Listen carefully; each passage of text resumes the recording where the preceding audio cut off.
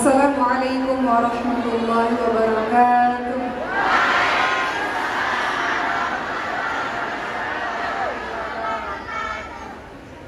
Alhamdulillahirabbil alamin. Wabihi nasta'in ala umuri dunya waddin. Wassalatu wassalamu ala asyrafil anbiya'i wal mursalin wa ala alihi wa sahbihi ajma'in, amma ba'du. Rabbi shrah li sadri wa yassir li amri wahlul 'uqdatam min lisani yafqahu qawli. Apa kabar Ibu semuanya? Masya Allah.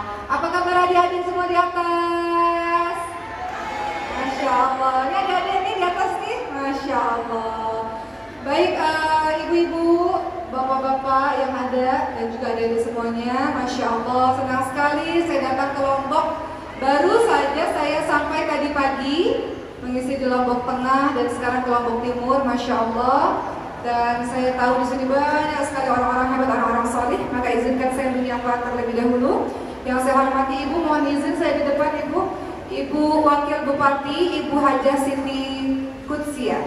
Insya Allah kita doakan semoga ibu dan keluarga senantiasa diberikan kesehatan oleh Allah SWT. Amin ya Rabb. Yang saya hormati ibu-ibu ketua ormas wanita yang tergabung dalam gabungan organisasi wanita Lombok Timur beserta seluruh anggota keluarga, Masya Allah, dan seluruh anggotanya pastinya. Dan juga tokoh agama dan tokoh masyarakat Lombok Timur, takmir masjid, para ustadzah dan tidak bisa disebutkan satu persatu.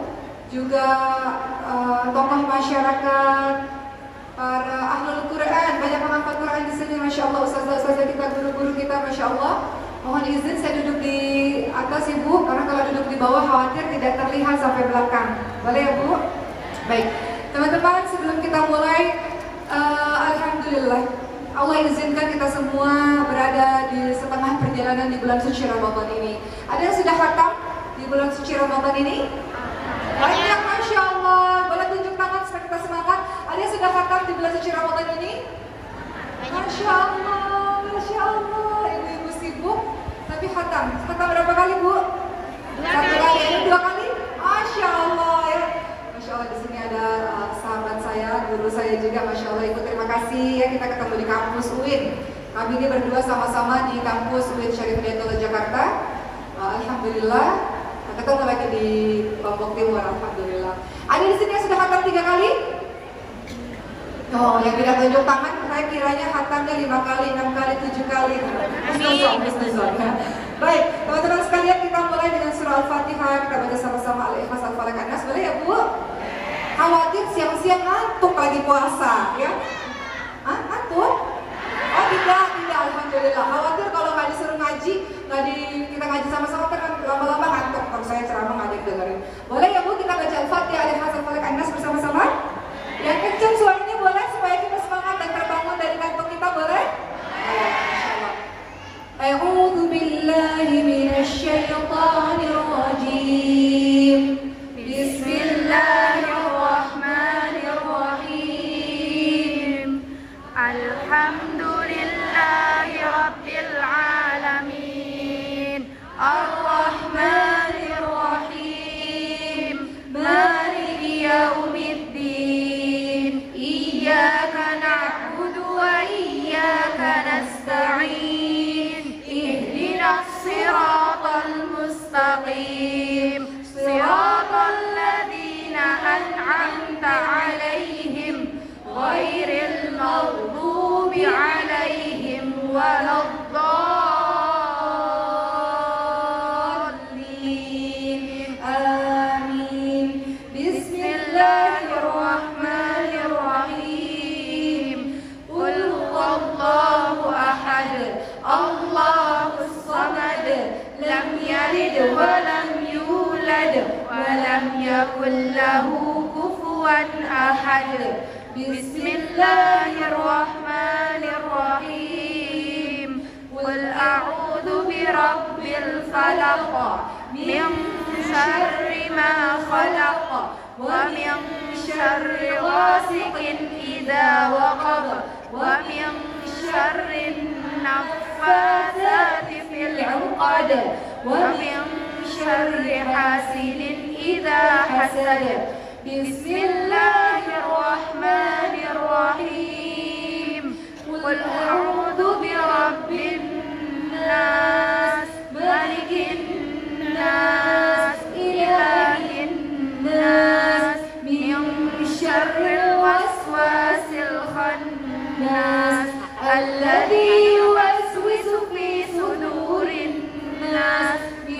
jinnati wan nas.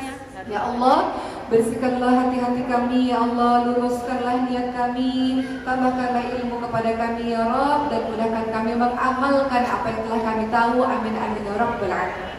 Ibu-ibu yang dirahmati oleh Allah Subhanahu wa taala, Syahrul Ramadan. Ada yang tahu bulan Ramadan ini memiliki banyak sekali julukan. Ada apa aja julukan-julukan Syahrul Ramadan? Syahrullah, bulannya Allah, betul? Ada lagi, Bu? Syahrul Maghfirah, bulan yang penuh ampunan. Penuh ampunan. Syahrul Rahman, bulan yang penuh Allah berikan rahmat. limpahan rahmat. Apa lagi, Bu? Syahrul Siyam, bulannya puasa. Syahrul Sabar, bulannya sabar. Syahrul Quran wa syahrul tilawah. Syahrul Quran, bulan suci Ramadan. Tidak hanya kita diminta untuk sekedar shaum, puasa wajib, tapi juga ada tarawih yang hanya dilakukan di bulan suci Ramadan. Tidak lupa bahwa Syahrul Ramadan juga adalah Syahrul Quran. Dalam surah Al-Baqarah ayat 185. A'udzu billahi minasyaitonir rajim. Syahrul Ramadan alladzi unzila fihi al-Qur'an hudan lin-nas. Bulan suci Ramadan adalah bulan diturunkannya permulaan Al-Qur'an, yang mana Al-Qur'an ini merupakan petunjuk bagi setiap manusia. Saya tahu karena selama ini kalau di pesantren kami, pesantren tahfidz kami di Waskan Tahfidz, banyak sekali dari Lombok itu paling banyak yang dikirimkan untuk menjadi penghafal Quran. Jadi Lombok ini isinya orang-orang saleh, masya Allah, 1000 masjid dan jutaan, ribuan ya para penghafal Quran, masya Allah. Dan saya yakin di antara ribuan kita di sini pasti ada beberapa yang banyak juga penghafal Quran.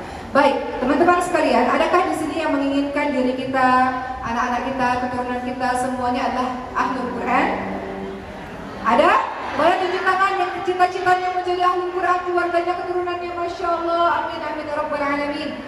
Baik, dalam hadis surat Ahmad dijelaskan sesungguhnya Allah memiliki keluarga di antara manusia. Siapa itu? Ahlul. Para sahabat bertanya, siapa mereka ya Rasul? Keluarganya Allah itu siapa ya Rasul? Yang namanya keluarga pasti dekat, betul?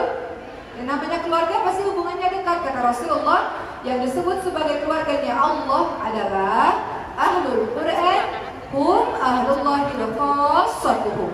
Allah punya keluarga dari kalangan manusia, yakni mereka yang mencintai Quran, mereka yang baca, yang menghafalkan, yang mengamalkan, yang mengajarkan, yang hari-harinya berinteraksi dengan Quran.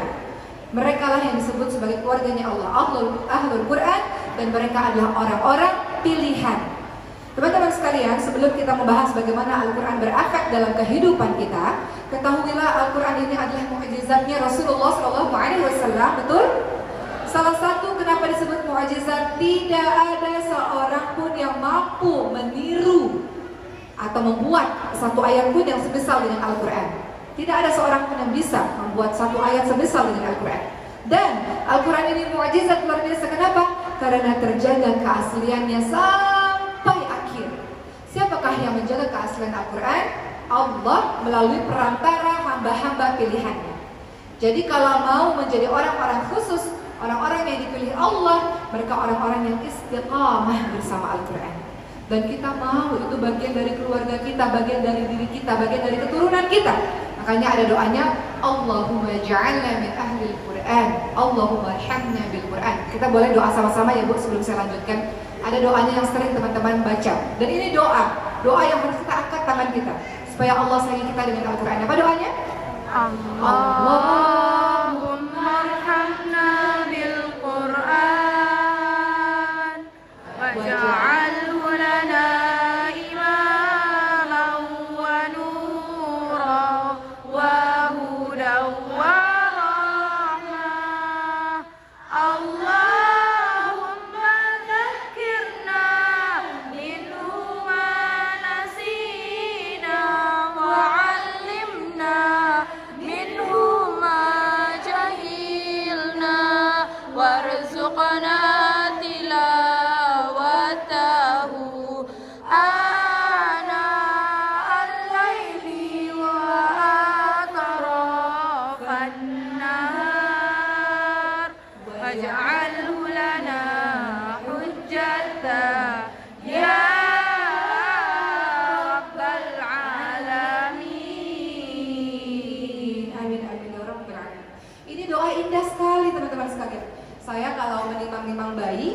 punya bayi, umurnya 1,5 tahun sekarang. Dari dia bayi, kalau saya timang-timang itu doanya begitu. Yang saya nyanyikan tuh Allahumma arhamna bil Quran. Teman-teman tahu apa artinya? Saya bacakan. Ya Allah, kasihanilah kami dengan Al-Quran, dan jadikanlah Al-Quran bagi kami sebagai pemimpin, cahaya, petunjuk, dan rahmat bagi kami ya Allah. Ya Allah, ingatkanlah kami apa-apa yang kami lupa dari Al-Quran, dan ajarkanlah kami apa-apa yang kami tidak tahu darinya, dan karuniakanlah kepada kami membacanya siang dan malam dengan cara yang membuatmu ridha ya Rabb kepada kami, dan jadikanlah Al-Quran sebagai pembela bagi kami di hari akhirat kami. Itu doa yang teman-teman sering dengar. Jadi ketika teman-teman mendengar itu, teman-teman angkat tangan supaya Allah jadikan kita sebagai ahlul Quran. Allah jadikan kita, keluarga kita, anak-anak kita, keturunan kita semuanya adalah pencinta Al-Quran. Kenapa? Karena dalam surah Al-Baqarah yang tadi kita bacakan, Al-Quran itu hudan linnas, dia hudan lil muttaqin. Bagaimana seorang bisa hidup di muka bumi ini tanpa petunjuk, teman-teman sekalian? Tidak mungkin, tidak bisa. Maka kita akan lihat, teman-teman sekalian, apa sih fungsi Al-Quran dalam kehidupan kita, sampai-sampai kita tidak boleh jauh-jauh daripada Al-Quran. Al-Quran itu sangat pencemburu. Kalau kita sudah sibuk dengan yang lain, Al-Quran pasti pergi meninggalkan diri kita. Teman-teman sekalian, kenyataannya di Indonesia ini 87% ini Muslim, tapi hampir setengahnya kenyataannya tidak bisa membaca Al-Quran. Dan kita berharap itu bukan bagian dari kita. Kalaupun ada dari kita yang belum bisa baca Quran, masih ada kesempatan. Lombok terkenal dengan julukan 1000 masjid, betul? Masjidnya di mana-mana, pesantren tahfidz, masya Allah, di mana-mana. Orang solehnya banyak, guru Qurannya banyak, orang pinternya banyak. Jadi gak ada alasan orang-orang Indonesia, khususnya orang-orang Lombok, gak bisa baca Quran. Gak ada alasan, karena semua fasilitas ada. Kecuali teman-teman tinggal di gunung misalnya, yang sama sekali jauh, atau tinggal di mana gitu, yang sama sekali jauh dari tempat belajar, mungkin boleh-boleh saja. Tapi teman-teman yang dekat dengan masjid, yang banyak guru-guru Quran, masya Allah, nggak ada alasan untuk nggak bisa baca Quran. Jadi harus, teman-teman sekalian, harus untuk kita membacanya, untuk kita mentadaburinya, menghafalkannya, mengamalkannya, mengajarkannya. Tapi sebelum itu kita akan bahas, memangnya kenapa sih Al-Quran itu penting sekali untuk kehidupan kita? Ada yang tahu di sini apa fungsi Al-Quran dalam kehidupan kita? Sebagai petunjuk. Dalilnya mana? Al-Baqarah 185 tadi. A'udzu billahi minasyaitonir rajim. Syahrul Ramadan alladzi unzila fihi al-Qur'an hudan lin-nas. Beberapa hari yang ditentukan itu adalah bulan suci Ramadan, bulan yang di dalamnya diturunkan permulaan Al-Quran sebagai petunjuk bagi umat manusia. Sebagaimana ibu-ibu kalau pergi ke satu tempat, biasanya kita pakai alat penunjuk jalan, betul ya? Kalau enggak tersesat, betul? Kalau enggak tersesat. Begitu pula dengan kehidupan ini. Kita mau sampai akhir, sampai tujuan kita, sampai surga Allah Subhanahu wa Ta'ala, nggak ada petunjuknya. Bagaimana bisa? Kalau kita nggak pakai petunjuk jalan itu, kita akan tersesat, teman-teman sekalian. Maka Al-Quran fungsinya sebagai petunjuk, dan diturunkannya di bulan Ramadan. Perhatikan, setiap ada yang disematkan atau yang digandengkan dengan kalimat, dengan kata Allah, pasti itu mulia. Kitabullah, apa? Al-Quran mulia. Baitullah, kota Mekah mulia. Khalilullah, kekasih Allah siapa? Nabi Ibrahim alaihissalam dan Rasulullah SAW mulia, mulia. Dan juga bulan Ramadan dijuluki dengan Syahrullah, bulan suci Ramadan, bulannya Allah mulia. Kenapa? Karena diturunkannya Al-Quran. Itu sebabnya kenapa Rasulullah SAW banyak sekali bertadarus membaca Quran bersama-sama dengan malaikat Jibril. Itu sebabnya kenapa di bulan suci Ramadan ibadah juga yang harus dikejar, tidak hanya sekedar puasa. Jangan sampai ketinggalan tarawih ya Bu. Gak ada yang bolong kan tarawihnya kan? Kecuali haid ya, haid itu persoalan lain. Tapi jangan tinggalkan tarawih hanya gara-gara ngantuk. Jangan meninggalkan tarawih hanya karena gara-gara capek. Jangan tinggalkan tarawih hanya gara-gara bukber sana sini. Jangan. Sayang. Rasul ingatkan, barang siapa yang menjalankan sholat malam, sholat tarawih dengan iman dan mengharapkan pahala dari Allah, dosa-dosa yang telah lalu diampuni. Jadi kalau bisa, dianjurkan untuk jangan meninggalkan sholat tarawih. Kalau nggak bisa berjamaah, bisa kok melakukannya sendiri di rumah, tapi jangan meninggalkan sholat tarawih. Kembali lagi, ternyata bulan suci Ramadan juga adalah bulannya Quran. Bulan disuruh kita banyak baca Quran, syahrul tilawah. banyak disuruh kita ini membaca Al-Quran sebagaimana Rasulullah banyak baca Quran. Saya itu Bu mohon izin, dari SMA itu, kami itu biasanya punya grup pengajian ya. Seperti ibu kan ada grup pengajian kan.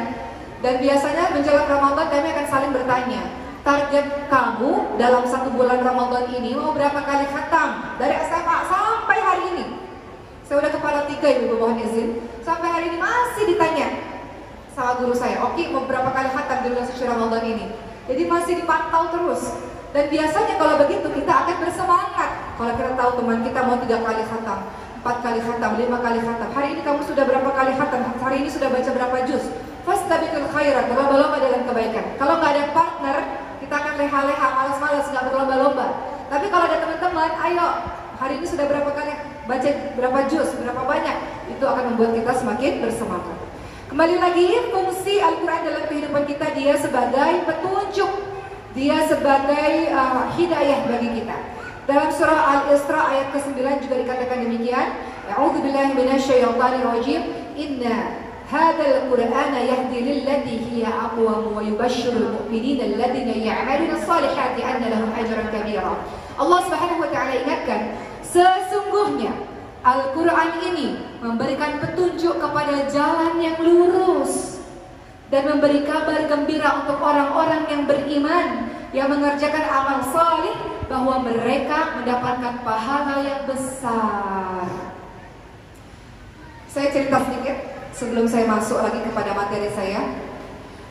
Beberapa waktu yang lalu kami sekeluarga ini baru kembali dari sebuah perjalanan jauh karena undangan sebuah dakwah. Akhirnya pulang ke Indonesia dan karantina. Disitulah saya sekamar dengan ibu saya. Ibu saya juga ikut dalam perjalanan jauh itu. Masya Allah, ibu saya dibanding dengan saya, Bu, saya jauh berinteraksinya dengan Quran dibandingkan ibu saya. Dalam masa karantina, bayangkan Bu, itu ba'da subuh, itu saya sudah mendengar suara ibu saya ngaji Zoom. Jadi beliau itu mengajak kakak, adik, ipar, saudara-saudara yang berada di berbagai macam daerah untuk Zoom bareng-bareng ngaji. Bukan bulan suci Ramadan ini, tiap hari ternyata begitu. Kemudian saya pikir sudah tuh, ba'da subuh sampai pagi sudah selesai. Tahu-tahunya ba'da maghrib Zoom lagi. Ngajak siapa? Tetangga-tetangga untuk ngaji Zoom bareng-bareng Bapak sekalian. Kemudian saya tanya, Masya Allah ibu sehari berapa jam berinteraksi sama Al-Quran? Belum lagi ketika baca Quran sendiri, itu beda lagi waktunya. Tapi ngaji yang bersama-sama itu berjam-jam. Yang sudah pasti adalah pagi dan maghrib.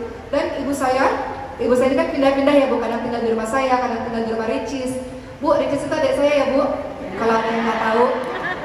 Ada bungsu. Lagi hampir 6 bulan, doain ya Bu. Ya, amin.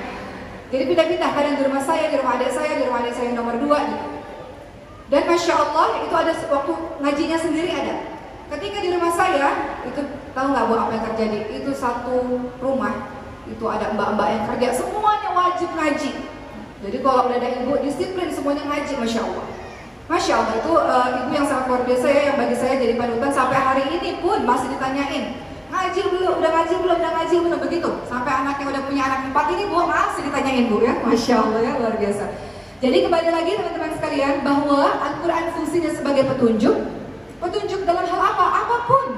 Dalam menjalankan kehidupan rumah tangga, ada nggak petunjuknya dalam Al-Quran? Ada. Tugas istri suami, perhatikan surah An-Nisa 34. Itu ada tugas istri apa, tugas suami apa. Ada nggak petunjuk untuk mendidik anak-anak kita? Ada. Perhatikan surah Luqman 13 sampai 19, Ali Imran ayat 35 sampai ayat 37. Surah As-Saffat ayat 100 sampai 111 itu semua berisi ilmu-ilmu parenting dari Al-Quran. Nanti dibahas lebih rinci di dalam hadis-hadis Nabi. Ilmu tentang apa lagi Bu? Ilmu tentang apa? Tentang supaya nggak sedih berlarut-larut ada, supaya nggak depresi ada, supaya menambah rezeki ada, semuanya ada ya. Jadi Al-Quran ini adalah sebagai petunjuk bagi kehidupan kita. Al-Quran juga sebagai sumber hidayah. Teman-teman ingat kisahnya Sayyidina Umar bin Khattab radhiyallahu anhu? Siapa beliau? Orang yang dulu paling memusuhi Nabi Muhammad SAW, betul? Orang yang membunuh bayi perempuan, dikubur bayi perempuannya hidup-hidup. Orang yang sangat memusuhi Islam. Tapi ketika mendengarkan surah Thaha ayat berapa? 1 sampai 8. Kemudian bergetar hatinya dan kemudian memasuki agama Allah Subhanahu wa taala. Kita lihat surah Toha surah keberapa, Bu? 20. Surah Toha surah ke-20 yang menggetarkan hatinya. Siapa tadi? Umar bin Khattab radhiyallahu anhu. Perhatikan. Dengan mendengarkan ayat ini saja, beliau mendapatkan petunjuk, beliau mendapatkan hidayah. Apa kabar dengan kita yang berkali-kali mendengar ayat-ayat suci Al-Quran? Pertama kali Sayyidina Umar bin Khattab dengar ayat suci Al-Quran, langsung bergerak, menyadari semua kesalahannya, memasuki Islam secara menyeluruh dan melakukan kontribusi besar untuk agama ini. Baru pertama kali dengar Quran. Dalam surah Toha saya baca ya ayat yang menggetarkan hatinya Sayyidina Umar bin Khattab. A'udzubillahi minasyaitonirrajim. Bismillahirrahmanirrahim. Toha ma anzalna 'alaikal qur'ana litashqa illa tadhkiratan liman yakhsha tanzilan mimman khalaqal arda was samawati ula. الرحمن على العرش استوى له ما في السماوات وما في الأرض وما بينهما وما تحت الثرى وإن تجهر بالقول فإنه يعلم السر وأخفى الله لا إله إلا هو له الأسماء الحسنى dan seterusnya. Sadaqallahul adzim. Surah yang saya bacakan ini surah Toha ayat 1 sampai 8. Surah ini yang mampu menggetarkan dan mampu membuat Sayyidina Umar bin Khattab tertunduk dan menangis. Dan kemudian datang kepada Rasulullah yang tadinya hendak membunuh Rasulullah, tidak jadi membunuh, malah masuk pada agama Allah. Perhatikan ayat apa yang bisa membuat beliau sedemikian merasa bergetar hatinya. Tolha, kami tidak menurunkan Al-Quran kepadamu agar engkau menjadi susah, melainkan sebagai peringatan bagi orang-orang yang takut kepada Allah. Diturunkan dari Allah yang menciptakan bumi dan langit yang tinggi, yaitu Allah yang Maha Pengasih, yang bersemayam di atas Arsy. Milik Allah lah apa yang ada di langit, milik Allah semuanya apa yang ada di bumi dan apa yang di antara keduanya dan apa-apa yang ada di bawah tanah. Dan jika kamu mengeraskan suara atau ucapanmu, sungguh Allah itu mengetahui apa yang paling rahasia yang ada pada dirimu. Dialah Allah, tidak ada Tuhan selain Allah yang memiliki nama-nama baik. Mendengarkan ayat ini, Sayyidina Umar bin Khattab, ibu-ibu sekalian, teman-teman sekalian, mendapatkan petunjuk, langsung datang kepada Rasulullah SAW dan langsung menyatakan keislamannya. Dan sejak hari itu, sejak beliau berhijrah, sejak memasuki agama Allah, sejak menjadi diri yang lebih baik, sejak saat itu totalitas dalam beragama Islam, totalitas dalam belajar, totalitas dalam berkontribusi untuk menolong agama Allah Subhanahu wa taala. Pertanyaan, sudah berapa banyak ayat-ayat Al-Quran yang kita dengar, teman-teman sekalian? Dan apakah itu berefek dalam kehidupan kita? Apakah itu menjadi sumber hidayah bagi kita? Atau ayat-ayat suci Al-Quran itu hanya masuk kuping kanan, keluar kuping kiri? Kalau kita lihat teman-teman sekalian apa yang dilakukan oleh Sayyidina Umar bin Khattab, Masya Allah, beliau dengar pertama kali langsung berubah, langsung belajar sungguh-sungguh, langsung berkontribusi. Kita lihat teman-teman sekalian dalam surah Al-Anfal ayat kedua. Di sini ada indikator. Kita periksa diri kita masing-masing yang disebut orang-orang beriman, bagaimana interaksinya dengan Al-Quran. Perhatikan, Allah Subhanahu wa taala berfirman, A'udzubillahi minasyaitonir rajim. Innamal mu'minuna alladziina idza dzukirallahu wajilat qulubuhum wa idza tuliyat 'alaihim ayatuhu zadatuhum imanan wa 'ala rabbihim yatawakkalun. Shadaqallahul 'adzim. Artinya, sesungguhnya orang-orang yang beriman adalah mereka yang apabila disebutkan nama Allah maka gemetar hatinya, dan apabila dibacakan ayat-ayat Allah kepada mereka bertambah kuatlah iman mereka, dan hanya kepada Allah lah mereka bertawakal. Jadi beda orang-orang beriman dengan orang-orang tidak beriman adalah ketika dibacakan nama Allah, disebut nama Allah, dibacakan ayat-ayat suci Al-Quran, terasa di dadanya teman-teman sekalian, ada sesuatu di dadanya. Terkadang kita begitu, betul ibu sekalian, lagi baca rasanya nikmat, Masya Allah, ada sesuatu terasa di dada kita, Masya Allah. Mudah-mudahan kita tergolong orang-orang yang beriman karena bergetar hati kita, getaran keimanan teman-teman sekalian. Baik, berikutnya, Al-Quran tidak hanya sekedar sebagai petunjuk, untuk manusia, untuk jin juga sama ibu sekalian. Jin itu juga mendengarkan Al-Quran. Ketika Rasulullah SAW membaca Al-Quran, teman-teman sekalian, jin itu mendengarkan, berhenti mendengarkan, kemudian jin itu menyampaikan lagi kepada kaumnya. Jadi petunjuk juga, tidak hanya untuk manusia, juga untuk para jin. Dan Al-Quran fungsinya tidak hanya sebagai petunjuk, tapi juga sebagai obat. Percaya Al-Quran sebagai obat asyifa. Obat apa teman-teman sekalian? Obat hati saja? Obat segala penyakit, obat fisik bisa? Bisa. Obat apa lagi? Menangkal sihir bisa? Bisa. Masya Allah. Al-Quran, Masya Allah. Kita lihat dalam surah Al-Isra ayat ke-82. Dalil yang menyatakan Al-Quran adalah obat. Masya Allah. Kata Allah Subhanahu wa ta'ala, A'udzu billahi minasyaitonir rajim. Wa nunazzilu minal Qur'ani ma huwa shifaa'un wa rahmatun lil mu'minina wa la yazidu adh-dhalimina illa khasara. Allah katakan, dan kami turunkan Al-Quran untuk menjadi obat dan rahmat bagi orang-orang yang beriman. Dan Al-Quran tidaklah menambah kepada orang-orang yang zalim selain kerugian. Jadi Al-Quran itu asyifa, dia obat semuanya. Contoh, obat hati. Kadang-kadang kita sedih, ketika kita baca Al-Quran, maka hati kita menjadi terhibur. Maka saya akan bacakan beberapa ayat favorit saya. Kita punya ayat favorit beda-beda ya Bu. Kadang-kadang kita sedih, kalau saya sedih saya suka ingat ayat-ayat ini Bu, sehingga itu menghibur hati saya dan hati saya nggak sedih lagi. Atau kadang-kadang hati kita terluka atau hati kita banyak penyakit, baca ayat-ayat ini. Beberapa ayat yang menjadi obat bagi kita, perhatikan, untuk menjadi penghibur bagi kita. Surah Al-Ankabut ayat 2-3. Ada kalimat, A'udzu billahi minasyaitonir rajim, hasiban nasu ayutraku ay yaqulu amana hum la yuftanun. Apakah manusia menyangka bahwa mereka dibiarkan begitu saja ketika mereka mengatakan kami telah beriman, sementara mereka tidak diuji? Artinya apa? Semakin tinggi kedudukan iman, semakin salih kita, semakin baik kita, semakin berat ujian yang Allah berikan kepada kita. Betul Ibu sekalian? Ujiannya apa? Apa aja. Kadang-kadang ujiannya suami. Ada di sini yang ujiannya suami? Gak usah tunjuk tangan, gak usah tunjuk tangan. Ada ujiannya anak? Ada ujiannya ekonomi. Kelihatannya kaya raya, utangnya di mana-mana. Cicilannya banyak, pusing. Misal, ada yang sakit ujiannya, betul Bu? Ada ujiannya permusuhan, pertengkaran dan sebagainya. Dan kita lihat di sini Allah Subhanahu wa taala ingatkan, apakah kamu mengira ketika kamu mengatakan saya beriman, saya berhijrah, saya menjadi orang baik, kemudian kamu didiamkan begitu saja? Tidak. Pasti Allah akan uji. Dia beluakum ayyukum ahsanu amala, mana di antara kamu yang lebih baik amalannya. Yang kedua, ada juga surah yang bagus sekali Masya Allah, At-Taubah ayat 129. Ada kalimat Hasbiyallahu la ilaha illahu alaihi tawakkaltu wa huwa rabbul arsyil azim.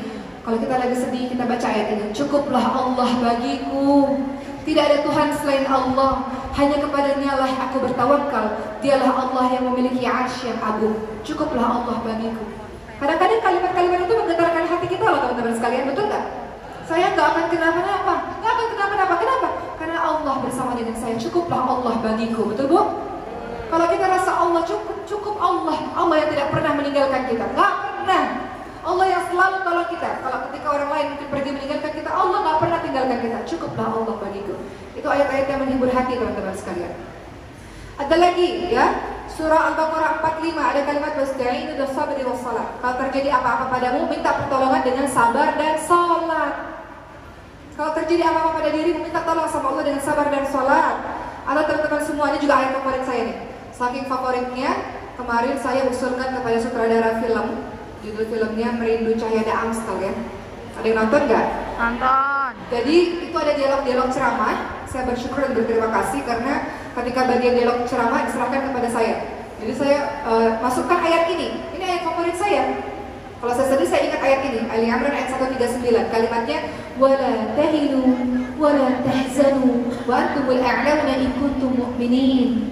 Tuh, ada nggak yang nonton filmnya? Saya bilang begini nih ayatnya ini. Ada kalimat janganlah kamu bersikap lemah. Janganlah kamu bersedih hati.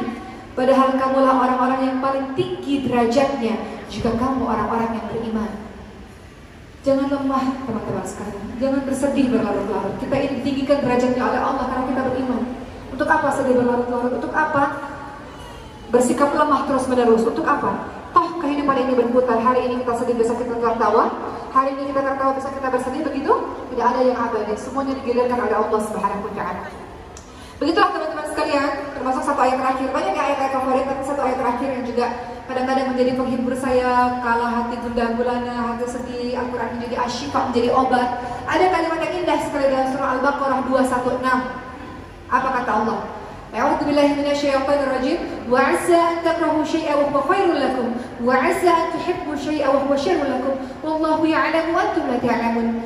Boleh jadi kamu tidak suka pada sesuatu, padahal itulah yang paling baik untukmu. Boleh jadi apa yang kamu suka, yang kamu harapkan, itu justru yang tidak baik bagimu. Allah Maha mengetahui, manusia tidak mengetahui. Dalam keluarga kami ini banyak diuji dengan sakit, ibu-ibu sekalian.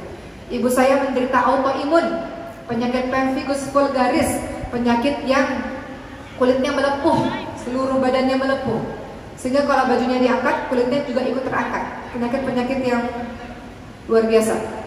Kemudian anak saya juga ada sindrom atau kelainan langka, namanya sindrom Prader-Willi, kelainan langka. Jadi kami ini banyak diuji dengan sakit-sakit keluarga kami ini, teman-teman sekalian. Kemudian saya ingat ayat ini, boleh jadi apa yang kamu tidak suka.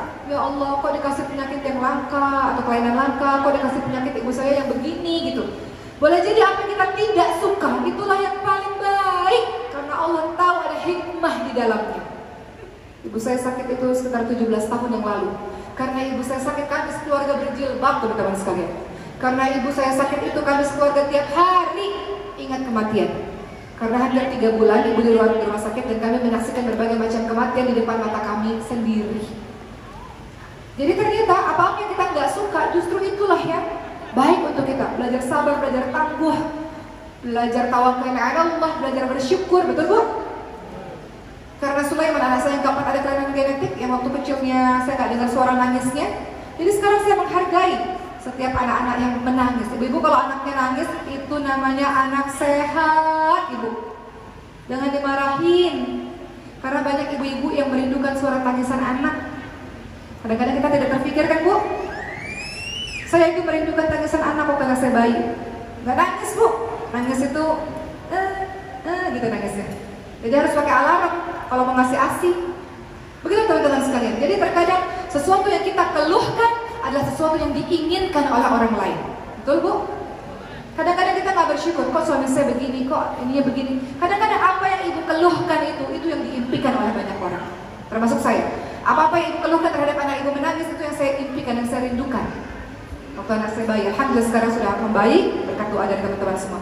Intinya teman-teman sekalian, kembali lagi Al-Quran sebagai asyifa, dia sebagai obat. Jadi kalau lagi gundah gulana, sedih, hati gak tenang, jangan lari kemana-mana. Wudhu dan buka Al-Qurannya, itu obat. Kemudian Al-Quran tidak hanya obat hati teman-teman sekalian, ya. Tapi Al-Quran juga teman-teman sekalian, dia itu obat sakit badan. Sakit badan. Dalam hadis yang diriwayatkan oleh Siti Aisyah radhiyallahu anha, beliau berkata, Rasulullah apabila sakit, beliau membacakan untuk dirinya sendiri surah-surah perlindungan, surah An-Nas, surah Al-Falaq, itu dibaca dan meniupkan kepada tubuhnya. Jadi bisa kalau anak-anak kita sakit, baca Al-Fatihah, Al-Ikhlas, Al-Falaq, An-Nas, tiup, kemudian kita luskan pada tubuh anak kita atau tubuh kita yang sakit. Begitu pula Al-Fatihah. Ada salah seorang sahabat Nabi yang pada saat itu melihat ada seorang yang hampir lumpuh karena tersengat kalajengking, beliau membaca surah Al-Fatihah sebagai obatnya. Jadi obat, teman-teman sekalian, tentu obat-obat dari orang yang ahli ya, tapi juga kita bisa mengobatinya dengan bacaan Al-Quran. Juga obat dari sihir. Ibu percaya sihir itu ada? Ada yang pernah terkena sihir? Atau pernah menemukan di rumahnya tiba-tiba ada kain, ada kertas tulisan Arab atau apa-apa gitu, itu namanya buhul ya bu ya. Ada? Di antara kita, atau pernah melihat atau pernah mendengar sihir itu nyata teman-teman sekalian, dan itu bisa dihalau dengan Quran. Rasulullah SAW pernah terkena sihir, pernah teman-teman sekalian. Buhulnya itu, ibu tahu buhul itu apa ya bahasa Lombok di sini bu? Ikatan, ya ikatan itu. Buhul itu ikatan itu ya. Itu kan harus ditemukan ya bu. Nah ikatan buhul sihirnya itu Rasulullah itu ada di dalam sumur dan ditemukan, dan kemudian Rasulullah SAW melenyapkannya dan kemudian membaca surah An-Nas dan Al-Falaq. Artinya teman-teman sekalian, kita kalau ingin terhindar dari sihir, kita tahu kan teman-teman sekalian, tidak 100% orang-orang suka sama kita, betul? Mustahil. Membuat semua orang cinta pada kita adalah sebuah hal yang mustahil. Ada lovers, ada haters, betul ya? Ada yang cinta, ada yang benci, itu pasti. Rasulullah SAW juga begitu, ada yang suka, ada yang tidak suka, itu pasti. Ada yang iri, ada yang dengki, betul? Makanya dalam surah Al-Falaq itu ada kalimat apa, Bu? Surah Al-Falaq itu ada doa tuh untuk kita minta perlindungan dari Allah Subhanahu wa taala untuk orang-orang yang dengki. Ada kalimat a'udzubillahi minasyaitonir rajim. Ada kalimat wa min syarri hasidin idza hasada. Dalam surah Al-Falaq itu kita minta perlindungan kepada Allah dari kegelapan malam, dari penyihir, dari orang-orang jahat, dari orang yang dengki kepada kita. Jadi doanya dengan cara apa? Zikir pagi petang. Zikrullah, zikir terbaik adalah dengan membaca Al-Quran. Zikir pagi petang silakan, ada ayat-ayat surah-surah pilihan yang sudah Rasulullah ajarkan pada kita. Baca teman-teman sekalian untuk menghindari diri kita dari kejahatan-kejahatan para penyihir, orang-orang yang mengirimkan sihir-sihir. Itu Al-Quran. Masya Allah. Bagaimana mungkin setelah kita tahu tentang keutamaan yang banyak dari Al-Quran, lantas kita meninggalkan Al-Quran? Bagaimana mungkin ada orang yang hari-harinya gak pernah baca Quran? Apa yang bisa melindungi dirinya teman-teman sekalian? Betul gak? Sementara kita itu butuh perlindungan. Apa itu? Quran. Ajarkan anak-anak kita, pasangan kita, mbak-mbak di rumah yang kerja Quran, teman-teman sekalian. Ciptakan lingkungan Quran di rumah kita. Maka ada cara-cara agar kita bersama dengan Quran. Nanti akan saya kaitkan dengan kehidupan keluarga dan juga kebangsaan ini. Semuanya sumbernya dari Quran. Bayangkan kalau suaminya cinta Quran, ibunya, istrinya cinta Quran, anak-anak cinta Quran, keluarga itu menjadi keluarga Quran. Masya Allah, Allah jaga nggak kira-kira keluarganya? Orang-orang atau rumah yang dibacakan Quran itu malaikat-malaikat akan turun kan? Kemudian juga untuk para penuntut ilmu, malaikat-malaikat akan turun meletakkan sayapnya kepada kita-kita teman-teman sekalian. Yang namanya malaikat turun pasti menurunkan ketenangan. Maka rumah yang berisi orang-orang yang cinta Quran, pasti rumah itu adalah rumah yang diliputi ketenangan, sakinah, mawaddah, warahmah. Dalam surah Ar-Rum ayat 21, kalau kita biasanya mendapatkan undangan pernikahan, ada kalimat litaskunu ilaiha wa ja'ala bainakum mawaddatan wa rahmah, bahwa kita semua menikah, berkeluarga, ingin sakinah, tentram, mawaddah, penuh cinta, warahmah, penuh dengan kasih sayang. Bagaimana caranya? Tentu bisa selama seluruh anggota keluarga berorientasi pada agama, menuju kepada Al-Quran. Bisa, insya Allah. Kenapa? Karena kalau terjadi apa-apa, back to Quran. Kenapa sih kita juga pengen ya, kita ini juga ngafalin Quran? Kenapa? Karena kalau terjadi apa-apa, ayat Al-Quran itu keluar dari kepala kita, teman-teman sekalian. Saya tidak mau katakan bukan, saya belum menghafalkan keseluruhan isi Al-Quran. Adalah 1-2 yang dihafalkan. Ketika saya mendapatkan kesedihan, saya ingat tuh, iya ya, Allah takdirkan anak saya ada kelainan genetik, tapi kata Allah tiba-tiba muncul, iya ya, kata Allah, boleh jadi apa yang kita gak suka itulah yang terbaik untukmu. Jadi itu manfaatnya. Kalau kita senantiasa hari-harinya membaca Quran, atau adalah ayat-ayat Quran yang kita ingat, terkadang dalam suatu ketika kita terkena pada sesuatu, kita langsung keluar ayat itu dan menghibur hati kita. Betul ibu-ibu sekalian? Jadi semuanya back to Quran. Kita gak kehilangan arah, kita punya arah. Kalau kita lagi, ini anak-anak muda ada di sini? Anak-anak muda ada? Misalnya tiba-tiba lagi seneng sama seseorang, ya? Anak-anak muda maupun yang sudah tetap juga terkena ini, kadang hujan-hujan ini ya. Ya Allah, rumput tetangga lebih hijau ya Allah. Ya? Tiba-tiba kalau orang yang hafal Quran ingat, wala taqrabuz zina, oh jangan dekati zina. Memandang kepada hal-hal atau seseorang yang diharamkan oleh Allah adalah mendekati zina, misalnya. Jadi kalau kita baca, kita hafal, itu otomatis dia keluar, sehingga itu menjaga diri kita, teman-teman sekalian. Sehingga itulah yang disebut sebagai Al-Quran, jalan kita untuk melindungi keluarga kita insya Allah, dan juga untuk kebangsaan, untuk bangsa Indonesia ini. Bayangkan kalau negeri kita diisi oleh orang-orang yang mencintai Quran, orang-orang hebat, memegang amanah besar, diisi oleh mereka yang cinta Quran, yang takut kepada Allah Subhanahu wa taala. Kira-kira terjadi kezaliman gak di negeri ini? Kira-kira terjadi kecurangan gak di negeri ini? Tidak. Kenapa? Karena orang-orang yang takut kepada Allah Subhanahu wa taala, karena berpegang teguh kepada Al-Quran. Itu maksudnya. Kenapa teman-teman di Palestina? Saya ceritakan ini juga di beberapa ceramah saya. Beberapa teman-teman Palestina, masyaikh Palestina itu kami datang ke tempat kami dan saya tanya, betulkah teman-teman di Palestina itu tidak takut mati? Kan kita sering dengar ya, oh bagi teman-teman di Palestina hidup mulia atau mati syahid, kapan-kapan suatu waktu bisa mati begitu saja. Kita lupa, kita juga bisa mati tiba-tiba bu, nggak mesti ada bom, bener nggak? Nggak mesti. Teman-teman kita di Palestina mengatakan apa? Ketika saya tanya, tentu kata mereka, tentu. Kami ini orang-orang yang sudah mempersiapkan bekal kematian kami tidak takut mati. Karena suatu waktu kami bisa mati kapan saja. Bagaimana caranya supaya tidak takut mati?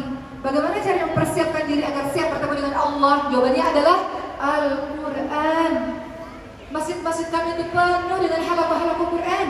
Kalau sudah ada Al-Quran, ada kabar gembira dari Allah Subhanahu wa Ta'ala untuk orang yang bersungguh-sungguh di jalan Allah, untuk apa takut dengan kematian? Kata mereka, kematian adalah jalan menuju pada pertemuan kepada sang kekasih kita Allah Subhanahu wa Ta'ala. Masalahnya, kita ini kan belum sampai derajat seperti itu, betul kan teman-teman sekalian? Padahal kematian itu bisa kapan saja, walaupun saya tahu di antara teman-teman semua ada orang-orang yang saleh, yang sudah siap kapanpun Allah memanggil, Masya Allah. Kapanpun Allah panggil, saya ketemu orang-orang saleh, kapanpun Allah panggil saya siap. Artinya, seiring dalam kehidupannya sudah beramal saleh terus, sehingga kapanpun Allah panggil siap. Kematian mendadak bagi orang-orang saleh, teman-teman sekalian, adalah kematian yang dirindukan. Tapi kematian mendadak bagi orang-orang yang durhaka kepada Allah, kematian yang mencelakakan. Jadi terakhir daripada saya teman-teman sekalian, untuk kita bisa dekat dengan Quran adalah dengan membacanya. Nanti di hari akhir dikatakan pada sang pencipta Quran, baca dan naiklah ke derajat surga berikutnya. Bacalah dengan tartil sebagaimana engkau membacanya di dunia, karena kedudukanmu tergantung dari ayat-ayat terakhir engkau hafalkan, engkau baca. Begitulah teman-teman sekalian. Dan jangan lupa tidak hanya baca, tapi tadabbur juga, memahami artinya, menghafalkannya. Ya, kata Rasulullah, sesungguhnya seseorang yang tidak ada di badannya, di perutnya sedikit pun Al-Quran adalah seperti rumah yang rusak, seperti rumah yang hancur. Mendengarkannya, boleh nggak kita banyak di mobil kita dengar merotan ayat suci Al-Quran, di rumah kita putar ayat suci Al-Quran, boleh bu? Biasakan, hindari lagu-lagu yang tidak ada manfaatnya. Biasakan telinga kita banyak dengan merotan ayat suci Al-Quran, beramal Al-Quran dan mengajarkan Al-Quran semampu kita. Kita bisanya Iqra, ajarkan Iqra. Kata Rasulullah, khairukum man ta'allama al-Qur'an wa 'allamahu. Sebaik-baik orang adalah orang yang mengajarkan Quran dan mengajarkan Quran, teman-teman sekalian. Sehingga dengan begitu, kalau kehidupan kita sehari-hari bersama Quran, Allah jaga keluarga kita insyaallah. Kalau Allah sudah jaga keluarga kita punya energi besar, kita bisa melakukan kontribusi besar untuk membangun bangsa ini. Betul Ibu sekalian? Sekarang izinkan saya memperlihatkan kepada ibu-ibu semua di sini, ada semua, sebuah video tentang Masya Allah Indonesia. Kita semua bersemangat untuk mencetak anak-anak kita menjadi penghafal Quran. Tapi ingat, tidak semua anak-anak kita ini adalah anak-anak yang mampu. Ada anak-anak yatim, du'afa, mu'allaf yang memerlukan pertolongan dari kita untuk mereka menghafalkan Quran. Untuk itulah kami dan beberapa teman kita semua sama-sama berjuang untuk mencetak para penghafal Quran dari seluruh Indonesia, full beasiswa. Saksikan video mereka ketika mereka di wisuda. Banyak dari mereka tidak tahu orang tua mereka siapa, tidak pernah bertemu orang tua mereka. Mereka selesai 30 juz berkat pertolongan harta dari ibu-ibu semua, bapak-bapak semua, sehingga mereka bisa melanjutkan pendidikan mereka. Semua anak berhak mendapatkan pendidikan yang sama, betul? Mau dia yatim kah, mau dia miskin kah, semua orang berhak. Apalagi mereka anak-anak yang soleh, anak-anak yang penuh dengan semangat. Kita bantu, karena sesungguhnya mereka lah yang tolong kita. Ketika dari harta kita mereka jadi hafal Quran, dan kita bantu mereka lah yang tolong kita, teman-teman sekalian. Kita saksikan video ini sambil kita berdoa agar ada anak keturunan kita juga yang menjadi ahlul Quran, insya Allah. Silahkan.